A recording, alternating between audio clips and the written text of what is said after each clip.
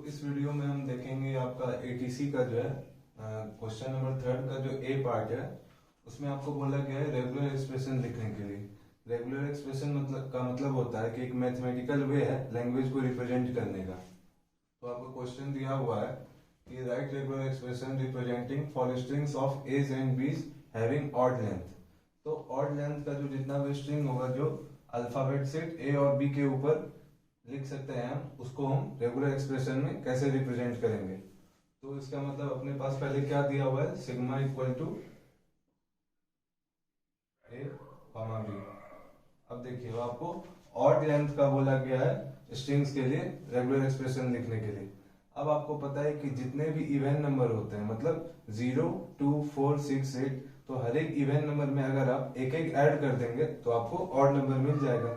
कहने का मतलब है कि जैसे 0 में अगर हम 1 ऐड किए तो 1 मिलेगा, 2 में 1 ऐड किए तो 3 मिलेगा। तो ऐसे ही जो है हम हर एक इवन नंबर में 1 1 ऐड कर देंगे तो हमको ऑड नंबर मिल जाएगा। कहने का मतलब है कि अगर हम ऑड लेंथ के लिए जो है अगर हम रेगुलर एक्सप्रेशन लिख दें और उसमें हम सेम नंबर को एक और बार ऐड कर दें तो हमको इवन लेंथ का स्ट्रिंग मिल जाएगा। तो अब आपको पता होगा, अब आप क्लीन स्टार का जो है डेफिनेशन पढ़े होंगे, तो इसका मतलब होता है सिग्मा स्टार का मतलब होता है set of all possible strings which can be written on the given alphabet set sigma. तो अब हम इसी का हेल्प लेंगे। तो सबसे पहले हम क्या करेंगे कि हम जो है अब आपका ऑड नंबर का ऑड लेंथ के लिए जो हम पहले आपको बताए इवन लेंथ का जो है स्ट्रिंग पहले कैसे लिख सकते हैं हम वो देखेंगे।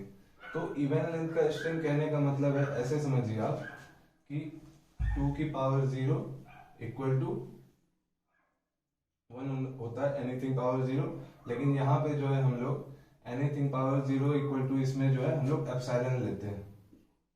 इसी तरह से आपका 2 की पावर 1 इक्वल टू 2 लेंथ का हो जाएगा, 2 की पावर 2 इक्वल टू आपका जो है 4 हो जाएगा।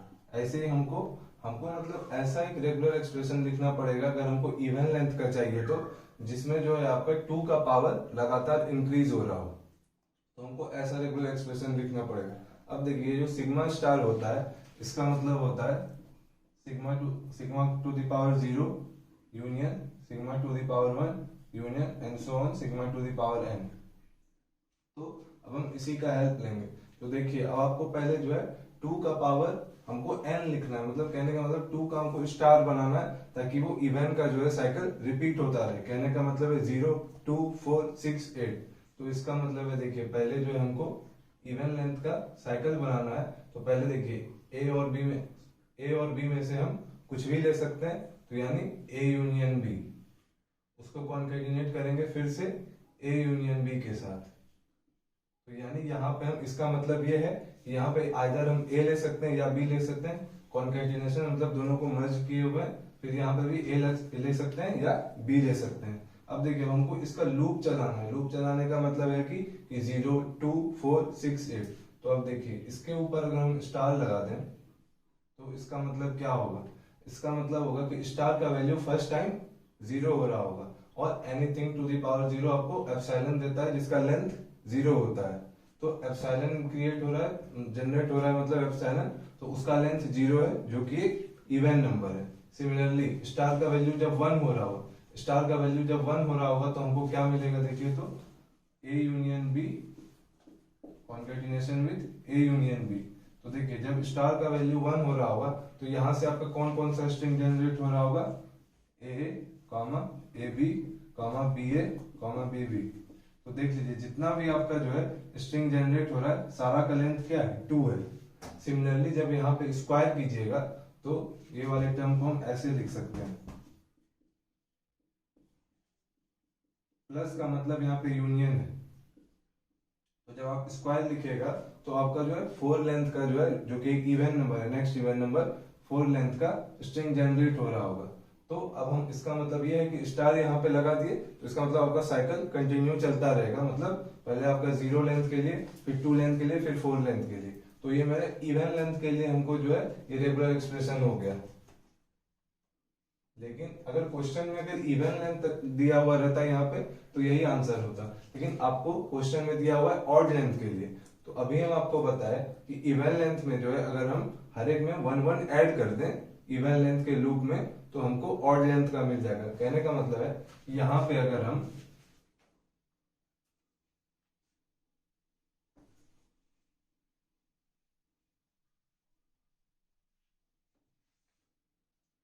तो यहाँ पे अगर हम कॉन्केटिनेशन का साइन लगा दें और 1 लेंथ का जो है स्ट्रिंग को यहाँ पे ऐड कर दें तो मेरा हमेशा ये जो है ऑड लेंथ का स्ट्रिंग जनरेट करेगा। तो इसका मतलब ए और बी में से कुछ भी हो सकता है, तो या तो ए या तो बी।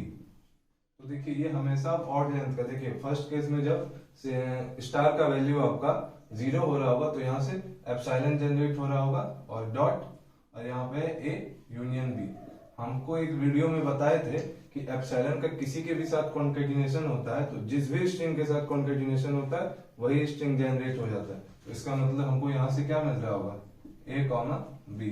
तो ये क्या है आपका 1 लेंथ का स्ट्रिंग है, यानी 1 लेंथ मतलब ऑड लेंथ का स्ट्रिंग। सिमिलरली जब इसका वैल्यू 1 हो रहा होगा तो हमको क्या मिलेगा a union b, a union b concatenation with a union b. अब देखिए यहाँ पे जो है आप ए या बी में से कुछ भी 1 एट ए टाइम उठा सकते हैं। सिमिलरली यहाँ से हम वन ऑफ द एग्जांपल आपको लिख के दिखाते हैं। जैसे तीनों से हम ए उठाते हैं तो आपका ए मिलेगा जो कि ऑड लेंथ मतलब 3 लेंथ का है तो ऑड लेंथ का है। इसी तरह से आपका ए बी बी भी हो सकता है, ए बी बी इसी तरह से।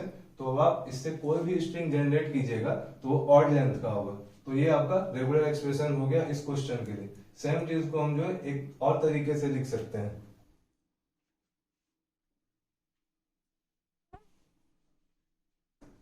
अब देखिए कभी कभी आप जो है यूनियन सिंबल को जो है ये यूनियन सिंबल को प्लस साइन के साथ भी आप रिप्लेस कर सकते हैं, या आपकी बुक में होगा लिखा हुआ तो कंफ्यूज नहीं होना है। तो यूनियन सिंबल को जो है आप प्लस साइन के साथ भी रिप्लेस कर सकते हैं। कहने का मतलब है कि यहाँ पे चाहे तो आप ऐसे प्लस प्लस और ये प्लस लिख सकते हैं। अब कुछ लोगों को डाउट आ रहा होगा कि इसको आप बाद में ही क्यों लिखें, इसको पहले भी लिख सकते हैं। तो वो भी आपका रेगुलर एक्सप्रेशन वो भी सही होगा। कहने का मतलब अगर हम इसको ऐसे लिखें A plus B concatenation with A plus B whole star. तो ये जो सेकेंड रेगुलर एक्सप्रेशन जो लिखे हैं आपका और फर्स्ट रेगुलर एक्सप्रेशन ये भी सही है और ये भी सही है। तो और आपको पता भी है जब आप फाइनाइट स्टेट मशीन पढ़े होंगे, डीएफए पढ़े होंगे, तो उसमें बताया जाता है कि किसी भी एक डीएफए के लिए एक से ज्यादा रेगुलर एक्सप्रेशन लिखा जा सकता है। तो ये दोनों आप दोनों में से कोई भी एक लिखिएगा तो दोनों सही होगा। अब नेक्स्ट क्वेश्चन पे चलते हैं। तो इसका सेकेंड क्वेश्चन में जो आपका रेगुलर एक्सप्रेशन लिखने बोला गया है 3a का सेकेंड क्वेश्चन में, उसमें बोला गया to accept string of a's and b's such that third symbol from right is a and fourth symbol from the right is b। तो ये बहुत ही सिंपल है। तो हम पहले क्या करेंगे, हम पहले जो इस पे पहले कंडीशन दिया हुआ रहता है क्वेश्चन में, गिवन कंडीशन को पहले फुलफिल करने का कोशिश करते हैं। तो पहले बोला जा रहा है कि थर्ड सिंबल फ्रॉम राइट, तो ये फर्स्ट सेकेंड थर्ड, तो थर्ड सिंबल फ्रॉम राइट, तो राइट से थर्ड सिंबल जो है आपका ये ए है। और क्या बोला गया उसके बाद and fourth symbol from the right is b, तो ये फोर्थ सिंबल है, ये बी हो गया।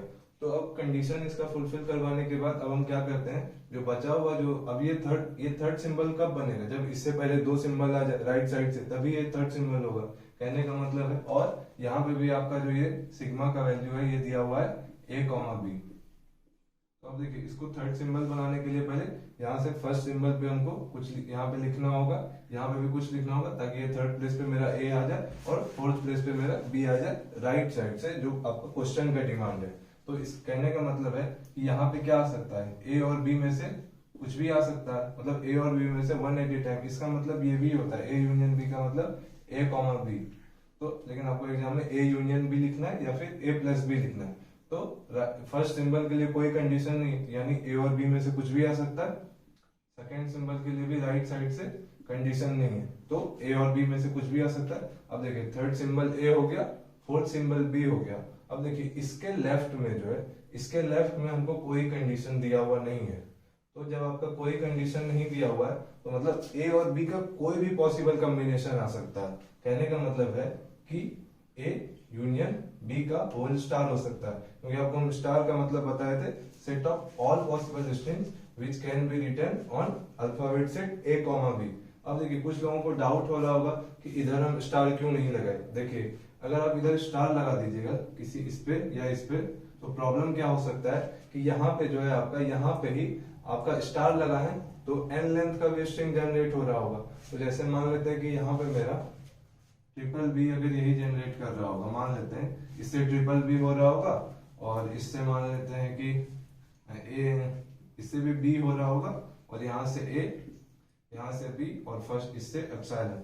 तो देखिए जब आप कंडीशन देखिएगा तो यहाँ पे बोला गया third symbol from right is a, तो इसमें देखिए 1 2 3, थर्ड सिंबल तो ए है ही नहीं, तो इसलिए हम यहाँ पे स्टार लगा ही नहीं सकते। यहाँ पे हमको एक ही सिंबल लेना पड़ेगा जो कि एक लेंथ का हो, 1 लेंथ का हो, ताकि थर्ड सिंबल पे मेरा ए आ सके। इसीलिए 1 लेंथ का बनाने के लिए हम इसका पावर 1 लेते हैं। तो पावर 1 हमको पावर 1 ऐसे लिख के दिखाना नहीं, क्योंकि आप कुछ नहीं लिखे, इसका मतलब ही है कि वो पावर 1 ही है, ताकि यहाँ पे 1 लेंथ का स्ट्रिंग मिलेगा, यहाँ पे भी 1, और यहाँ पे भी थर्ड सिंबल जो है आपका ए मिल जाएगा, फोर्थ बी, और उसके पहले कुछ भी आ सकता है। तो ये आपका इस क्वेश्चन के लिए रेगुलर एक्सप्रेशन था। Thank you.